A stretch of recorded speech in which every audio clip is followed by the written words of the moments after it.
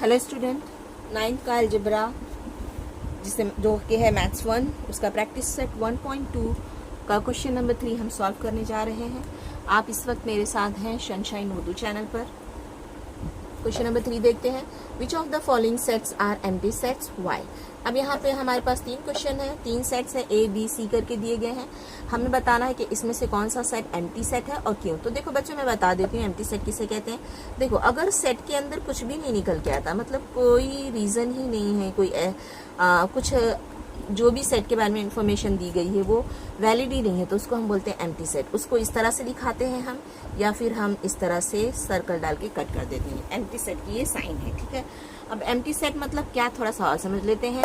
जैसे मैं कहूँ कि आसमान नीला होता है, हमें हमेशा पता है, सफेद हल्का दिखता है, हल्का भूरा होता है, हल्का ग्रेइश दिखता है।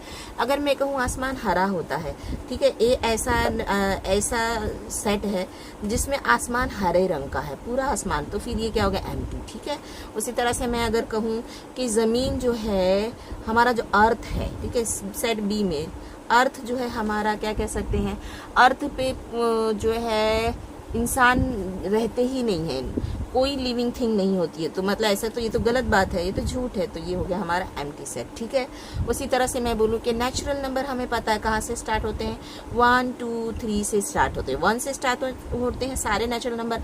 अगर मैं कहूँ कि नेगेटिव नेचुरल नंबर बताओ तो आप कंफ्यूज होगी, नहीं, नेगेटिव नेचुरल नंबर, हमको पता है कि नेचुरल नंबर नेगेटिव होते ही नहीं है, तो ये कैसा सेट हो गया, एम्प्टी सेट हो गया, ठीक है। अब देखो, सेट में कुछ भी नहीं है तो इस तरह से हम लिख के बता देते हैं कि ये सेट एम्प्टी है, ठीक है। या फिर हम क्या कर देते हैं, इस तरह से जीरो बना के कैंसिल, इस तरह से कट कर देते हैं उसको, तो ये भी एम्प्टी सेट की साइन है, ठीक है। अब अगर मैं कहूँ कि एक सेट में जीरो है तो ये भी एम्प्टी सेट है क्या, नहीं, इसमें जीरो एक डिजिट है, ठीक है, तो इसलिए ये एम्प्टी सेट नहीं होगा बच्चों, ठीक है। तो एम्प्टी सेट के बारे में आपको समझ में आ गया होगा। चलो क्वेश्चन नंबर 1 उतारते हैं, चेक करते हैं हमें क्वेश्चन में क्या दिया है। बताना है कि ये सेट्स एम्प्टी हैं और हैं या नहीं है, ठीक है। तो आप लिखेंगे, देखेंगे बच्चों, हमारा क्वेश्चन नंबर 1 उतार लेते हैं। पढ़ेंगे कैसे, इन set A is the set of all A such that A is a natural number.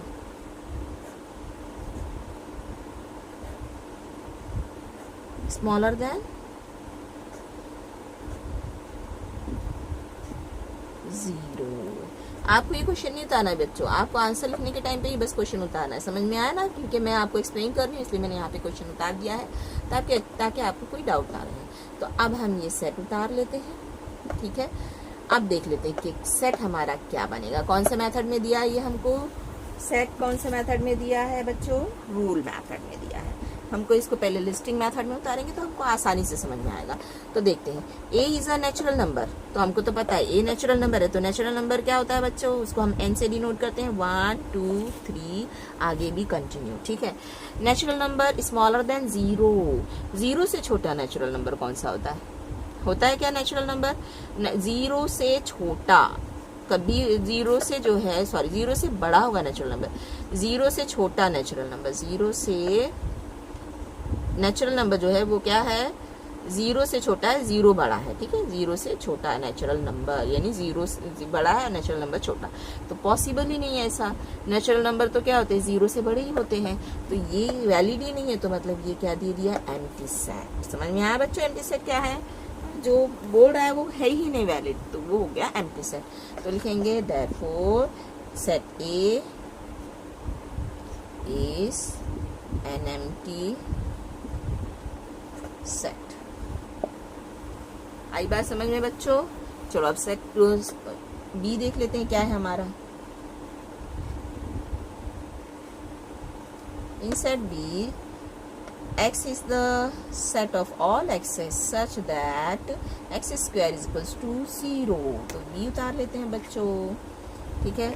अब देख लेते हैं, देखो x square is equals to 0, तो मैंने ये इक्वेशन उतार लिया, मैंने इक्वेशन, स्क्वायर हटेगा तो यहाँ पे जाके रूट लग जाता है, ठीक है, तो हम इसको भी 0 ही मान सकते हैं, ठीक है, या फिर रूट 0 भी बोलो तो भी एक ही बात है। तो यानी इसका सॉल्यूशन क्या आया, सेट बी में एक 0 एक डिजिट है, तो ये एम्प्टी सेट नहीं है, तो लिखो therefore set B is not N empty set, क्योंकि ये कंटेन करता है 0, इसमें 0 है, ठीक है, contains digit 0, therefore it is not an empty set. तो इतना लंबा लिखने की जरूरत है नहीं है, आप बस लिख दो इट इज एम्प्टी सेट और it is not empty set. चलो अब क्वेश्चन नंबर 3 उतार लेते हैं।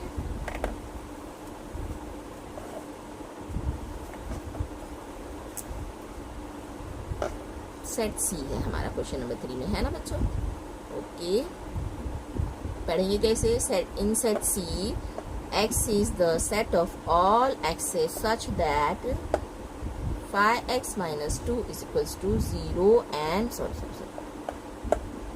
0 x is the, इसको क्या पढ़ते हैं हम? एलिमेंट पढ़ते हैं ना बच्चों, element of natural number, element of n यानी element of natural number. Equation दी गई है बच्चों, तो सबसे पहले हम इक्वेशन उतार देते हैं, सॉल्व कर लेते हैं, या चलो हम यहाँ पे सेट बना लेते हैं, सी क्या आता है चेक करते हैं। इक्वेशन यहाँ पे हम रफ वर्क उतारते हैं, सॉरी लेकिन ये रफ वर्क तो होगा ही नहीं आपका, ये फेयर वर्क होगा कि, है ना? तो यहीं पे इसी के नीचे उतारते हैं। फाई x minus 2 is equals to 0। Solve करते हैं बच्चों, देखते हैं क्या आंसर आता है। माइनस का 2 वहाँ ले जाओगे तो प्लस का 2 हो गया, 0 में प्लस हो गया तो 2 ही हो गया, ठीक है। एक्स वैसे ही रहने देंगे, 2 वैसे ही रहेगा। फाई क्या हो जाएगा? यहाँ पे आके फाई मल्टीप्लाई हो रहा था, यहाँ पे आके डिवाइड हो जाएगा, तो एक्स की वैल्यू आ गई 2/5। अब यहाँ पे क्या बोल रहा है? एक्स क्या है लेकिन नेचुरल नंबर है, तो क्या नेचुरल नंबर एक फ्रैक्शन होता है? फ्रैक्शन किसे कहते हैं बच्चों? ऊपर नीचे नंबर्स होते हैं, उन्हें हम फ्रैक्शन कहते हैं। नहीं ना, नेचुरल नंबर तो 1 2 3 4 होता है, तो क्या लिखेंगे हम? क्या लिखेंगे? It is not, it is an empty set, है ना? क्या लिखेंगे बच्चों? x is a natural number given, ये हमें दिया हुआ है, x is natural number but 2/5 is not a natural number.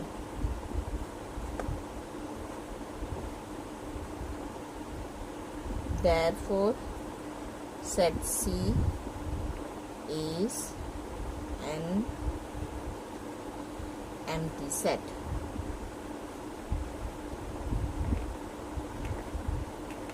ठीक है बच्चों, तो यहाँ पे भी हम C लिख सकते हैं। वापस में मिटा देती हूँ और आसान कर देती हूँ आप लोगों के लिए बच्चों। क्या करेंगे? हम सेट C लिख देते हैं। ये कैसा है? एम्प्टी सेट है ना? हाँ, तो लिखेंगे, यहाँ पे रीजन भी दे दो, क्या दे दो? 2/5 is not a natural number,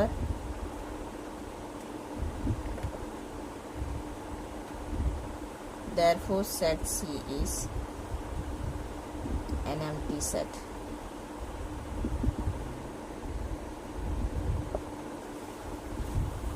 I hope question number 3 भी आपको अच्छे से समझ में आया होगा बच्चों। वीडियो अच्छा लगा तो प्लीज़ लाइक करना, शेयर करना, सब्सक्राइब करना।